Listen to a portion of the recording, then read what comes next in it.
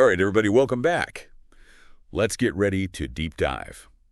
Today we are tackling The Science of Getting Rich by Wallace D. Wattles. Oh, this is a good one. It is. Classic. It is. It's one of those books, like whenever someone asks me for like a book recommendation about like business or success, it's always one of the top three that comes to mind. Yeah. And I feel like everyone kind of knows about this book, but not a lot of people have actually read it. Yeah, I think you're right. I think that it's one of those books that's so popular and so influential that it's sort of seeped into the culture. But I don't know that people are actually, sitting down and like reading it cover to cover. And I think one of the things that might throw people off is the title. Yeah. The Science of Getting Rich. Right. Makes it sound like it's just about money. But what we're going to unpack today is that it's about so much more than just money, right? It's about kind of success in all areas of your life. It's about attracting abundance. It's about manifestation. And I think, some of the principles in here, they can seem a little woo-woo, but when you actually break them down, there's some really, really valuable insights that I think anyone can apply to their life. Mm-hmm. So before we dive in, can you give us a little bit of background on Wallace D. Wattles himself? Like, who was this guy? Yeah, so Wallace Wattles was he was writing in the early 1900s, part of a movement called New Thought. Okay. And they were exploring the idea that our thoughts have like a real impact on our reality. Okay. And Wattles really took these ideas and kind of crafted them into a practical guide for achieving your goals, a science, if you will. So that's really interesting that, he was writing in the early 1900s, like these ideas have been around for a very long time. Right? Oh yeah, over a century. And they're still so relevant today. Yeah. Absolutely. I think the ideas that he talks about are timeless. They're really kind of fundamental principles of how the universe works. And they're just as applicable today as they were, back then. So let's dive into some of these core principles that you mentioned. Okay. One of the big ones that a lot of people, I think, associate with this book is the law of attraction. Right. Now, the law of attraction,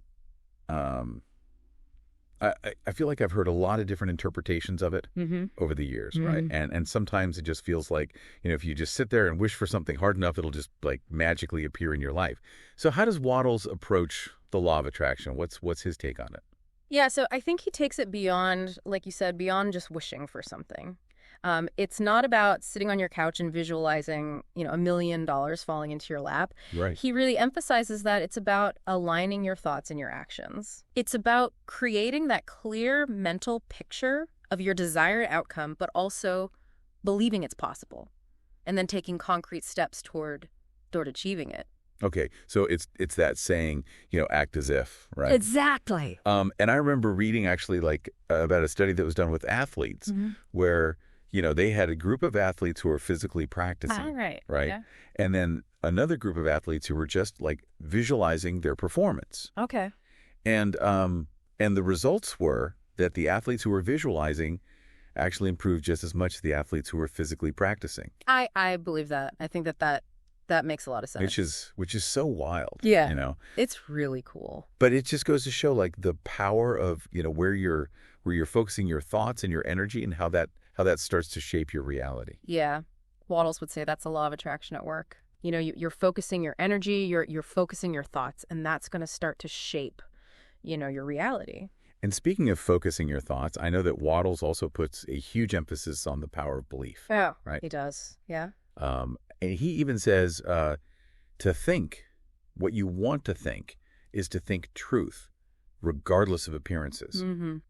So it's really about, choosing to believe even when you don't see any immediate evidence, right? Yep. Yeah. Which I think is like one of the hardest things to do. Oh, for sure. Yeah. Especially when you're like in the thick of it and you're not seeing, the results that you want. Mm-hmm. You can be so easy to just give up. Yeah.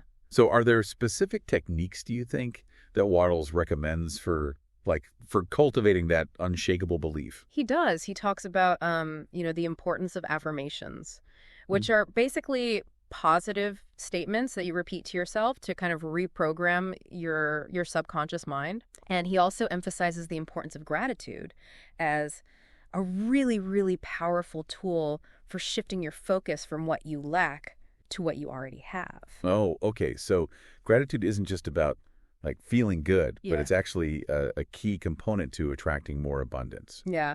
It's like priming the pump, Yeah. for even greater things to flow into your life. Okay. And that ties into, another one of Wattles' concepts, which is creative thinking, right? Right. Versus competitive thinking. Yeah. And he talks about how, competitive thinking is really focused on lack, on scarcity. Yeah. It's about comparing yourself to other people or constantly worrying about not having enough. Yeah, and that he really emphasizes that mindset really blocks the flow of abundance, and that you need to really focus on what you want to create, on the limitless possibilities, and cultivating that feeling of gratitude for what's already present in your life. Yeah, I think that's a really, really important point. A lot of people, I think, get caught up in that scarcity mindset, and it's really, really difficult to attract abundance when you're coming from a place of, I don't have enough. Yeah, it's like shifting your perspective, right? From I don't have enough to I'm open to receiving more, right? Exactly. But it's not just about thoughts, though, right? Right. Wattles is really big on taking action. He is. He emphasizes that knowledge without action is useless. Yeah. One of my favorite quotes from the book is, do every day all that can be done that day, doing it in the most efficient way possible. Oh, I like that. Yeah. So it's about being intentional with your time, with your energy, like making every action really count. Yeah, and I think that's where, planning and setting clear, measurable goals really comes in.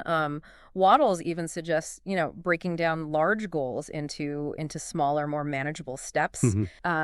That way you're consistently moving forward, even if it's just one small action at a time. Right. So it's not about making these like huge leaps, but rather, those consistent daily action that compound over time, right? Right. And while you're taking action, he's still emphasizing, keeping that attitude of gratitude. Right. He believed that gratitude actually accelerates the process of achieving your goals. Right.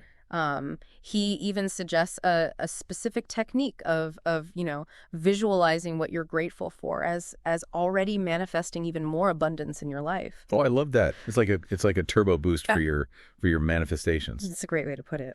So ultimately, I mean, we've covered a lot of ground here, but the science of getting rich, it's about so much more than just accumulating wealth, right? Right. It's about creating a life of purpose and meaning and fulfillment. Yeah. Wattles talks about using your wealth to create value for the world, and to live a balanced life, that nourishes your mind, body, and spirit. It's really about, like we said in the beginning, it's about abundance in all areas of your life, right? It is. So for anyone listening who is feeling really inspired to put some of these principles into practice, what's one small action you can take today to really align your thoughts and your actions with your deepest desires? That's a great question to think about. The science of getting rich, it offers a blueprint, but the real magic happens when you start applying these principles in your own unique way. Awesome. Well, thank you so much for diving deep with us today. Yeah, of course. It was my pleasure. And for everyone listening, make sure to check out our show notes for links to all the resources we discussed. Until next time. See ya. Bye.